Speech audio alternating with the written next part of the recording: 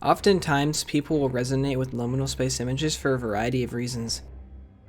However, one of the main driving forces in their popularity seems to be their presence of nostalgia, or rather the feeling of unlocking a distant memory.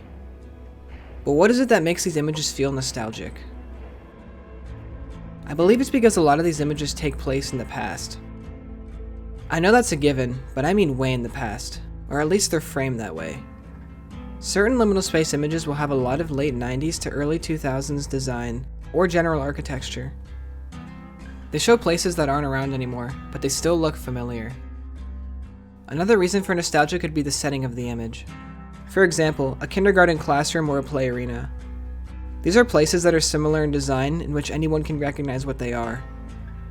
Perhaps seeing these images resonates this nostalgic feeling because these places were once a memory. Nostalgia may be a driving force onto why liminal spaces are so special, but there is no one reason as to why. It's often recognized that liminal spaces can be classified as scary images. And of course, if one were to look upon hundreds and hundreds of them, eventually they would get desensitized.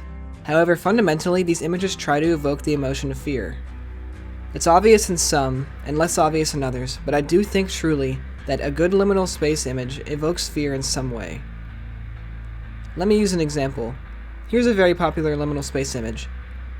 To me, this is scary because it warps perception to an extent. From seeing other hotel design and architecture, my mind automatically makes me believe that this area is a courtyard. And if that's the case, why is it that there are no visible entrances or exits? And this isn't even to mention the fact that this is an enclosed space. The entire area is covered by a giant ceiling, meaning the room is entrapped on itself. It's this feeling that tells me that something about this place just isn't right.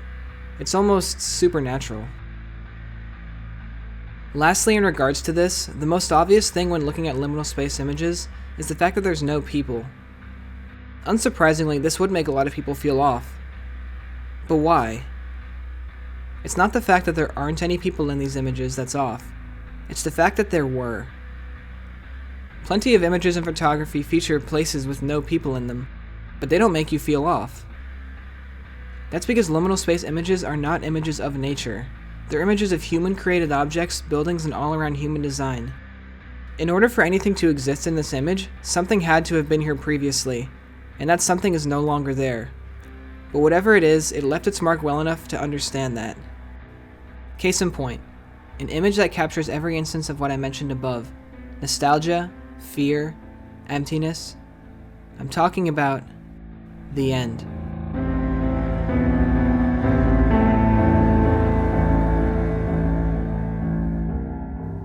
This is liminal space imagery in its peak form. The framing feels unnatural. What are you supposed to be looking at? There's no focus. And the setting could be very nostalgic for some. To me, it looks like a library, but not just any library, a school library. A place that I've been to that I can relate to. And look at the computer. I certainly remember my school using these things when I went to the library. The image also has a mystery to it. Why are some of the shelves taken down and stacked against the wall? Where's the other half of the room? Where are the entrance and exits? Why are all the books missing? And with all the books missing, it's easy to infer that something happened here. But what? Well, whatever was here wanted us to know about it. Otherwise, they wouldn't have left a message telling us that this was the end.